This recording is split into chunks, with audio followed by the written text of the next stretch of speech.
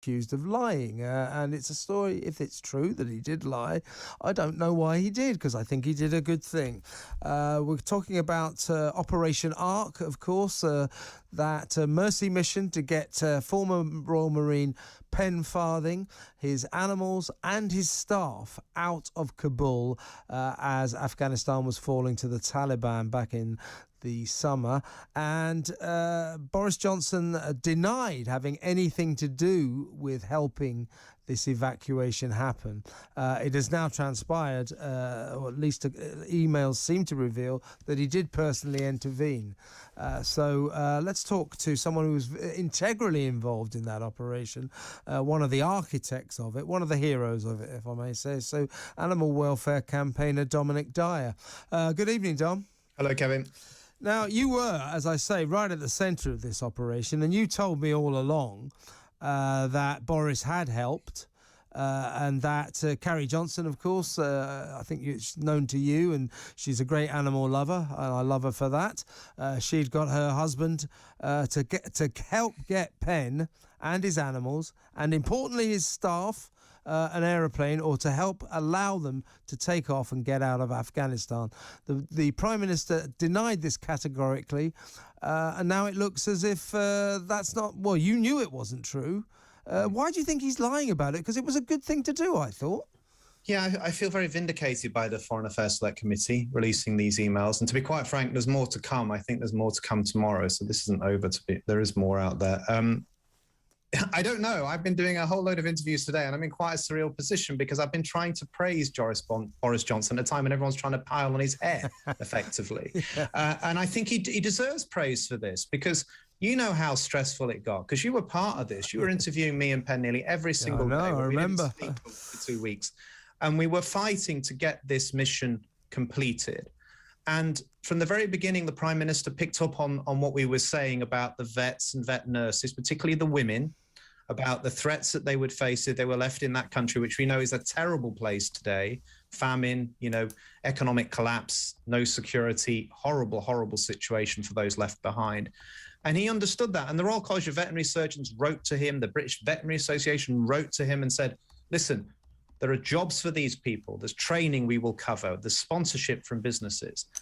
All we need to do is get the approval from you and your ministers to get them on an evacuation list, and we can get them out of there. And then obviously we came in with Spencer Haber, the billionaire in the US, to pay for the aeroplane. And yes, we had the hold. So the hold allowed us to look at how we could get the dogs out. But this was primarily a humanitarian mission. He got behind it.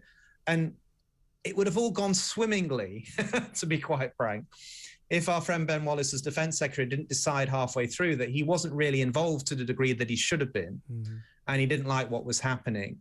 And I think some of that could have been because, to be fair to him, Penn was very outspoken, as you know, about some of what was going on in Well, he was in a desperate situation. Desperate situation. Can we nail the lie now? Because it really irritates me. As you say, from the sidelines, but I did feel rather integrally involved in the whole process, night after night, with you and Penn live from Kabul, Peter Egan, all the heroes involved in this operation.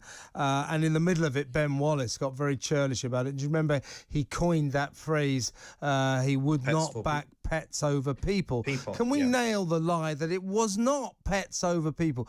Animals were not being prioritised over people. It was a mercy mission that got many people out, and yes, some needy animals, and I don't see what's wrong with that. And that was part of an operation that came out of the Ministry of Defence to smear it, to be quite frank, and to undermine, Penn particularly, but also everyone involved. And it still happens today, And because the Prime Minister, I said this to you a few occasions, he never took ownership of it. So if he'd have taken ownership and said, listen, I'm happy this happened, really pleased they're all out of the country. And remember when they came out through Pakistan, the Foreign Secretary Dominic Raab at the time was on Twitter saying how pleased he was with the operation and the fact that had happened. So, it's not as if they weren't all trying to gain praise for this. They were.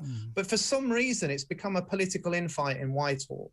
And because there's so much blame to go around about this terrible evacuation, the Ministry of Defence blamed the Foreign Office blamed the Ministry of Defence, everyone's blaming Downing Street, then they blame the Americans, it goes on and on and on. But ultimately, things were not dealt with very well. And this Raphael Marshall, the whistleblower that's behind all of this blowing up, to be fair, has made some good points about what went wrong. But the problem is he got one end of the story on Operation Ark. He got the pets before people bit. He's been told that, this was all due to the Prime Minister and Carrie Johnson deciding they wanted to put animals on an aeroplane ahead of people. Absolute, utter nonsense. Penn tried desperately, a brave man, to get his people into that airport, and he was turned away from the Taliban. If it had gone the way it should have gone, all those people would have filled that plane, the animals in the hole. Remind us, Dom, how many people got out? It was about 70, wasn't it? 60? Yeah, it was over 65 people, men, women, and children. And how many animals? Over 100 dogs and cats came out as well. And those people today, the children are in school, the adults are retraining to work in animal care and other sectors. They've had a huge amount of support from the veterinary sector, from individuals in the local community. I've seen pictures posted from Penn in recent days of them just, leading a life that they could never even dream of having in Afghanistan in those terrible conditions. It's something the Prime Minister should be proud of. It was very sad, I thought, that at the Foreign Affairs Select Committee yesterday that the Defence Secretary couldn't bring himself to say how pleased he was that actually the people were out. Yeah. It's almost like he didn't want to talk about it. He got extremely angry and exasperated about this business of the animals and all the rest of it. And then he said that lots of people had, come at him heavy on social media with, derogatory comments and threats. That always happens, and I don't condone that. But I was getting it the other way as well. So this was going back and forth. It was exploding. It was difficult to control. I'm assuming that the Prime Minister was under some fire from his rather irate Ben Wallace, who had his nose put out of joint because suddenly his diktat about no pets over people was usurped, and suddenly there was permission for this plane to get out of Afghanistan, and thank God there was. So I'm assuming that under fire from Ben Wallace and other elements of the Defence Ministry, Boris decided to sort of say, oh, it wasn't me. But personally it was him, wasn't it? Yeah, and I know that without him doing what he did. And I think the emails do indicate that, because actually the dates are interesting. They're the 25th of August, after that late night intervention by Boris Wallace on Twitter, where he changed completely his position. He'd been the day before on Sky and LBC saying, Penn can go to the airport, but his people aren't getting out effectively and don't even think about the animals. That was the line he was taking. Yeah, I know. By 1:50 the next day in the morning, he said Penn can go to the airport with his people and animals and we will see them through. So it was a complete change. He claims he just basically had a late night in the office and decided that was going to happen. We know that is not the case. I know that's not the case. I know the Prime Minister intervened after the G8 summit. It'll come out. I'm not certain why everyone's hiding away and ducking and diving, because all the Prime Minister needed to say was, I took control of the situation. It was a project that we had Whitehall ministers working on. We wanted the people out and we wanted it to be a success. And that was my job to achieve it. And if I had a difference of opinion in my cabinet, then I had to sort it out. And he did it. He did it.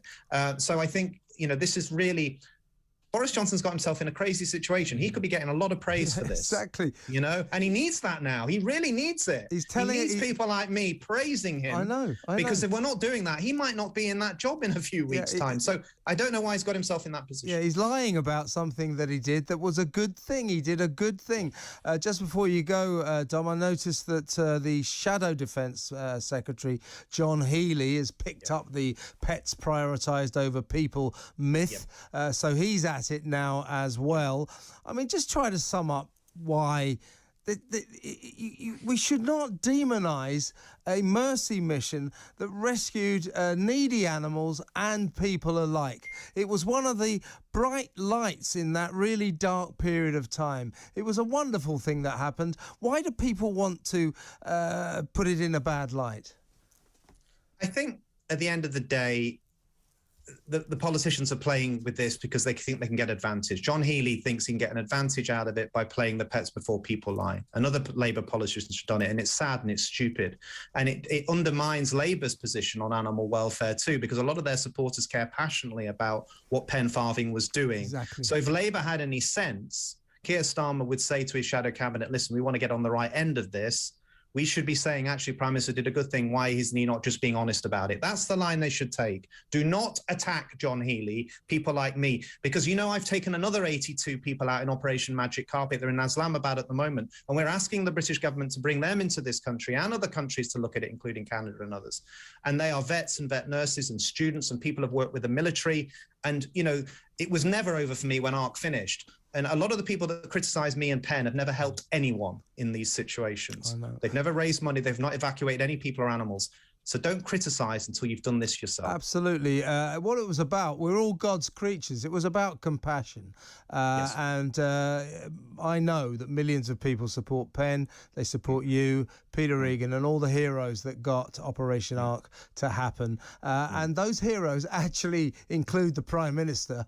Now he's lying about it. So you couldn't make it up. I hope he changes tune over the next few days and comes out a bit clearer. And I hope, Carrie will say to him, listen, Boris, you're not helping yourself. You need good news. This is a good story. Get on the right end of it. It is a good news. And actually begin to say to, okay, I did get involved. It was part of a decision in government, but I'm happy they got out. That's all you need to say. That's all you need to say. Exactly. We'll be pleased with that. Dominic, and let's thank Penn again, because he's under a lot of fire. He's not able to speak out to a large degree in the same way I can. I know. And I have huge respect for that man, his brave courage and determination and inspiration to this country. So do I, as you know. Please give him our best. And whenever he does want to talk out, you know where he can come, Talk Radio. Thank you very much, Dominic.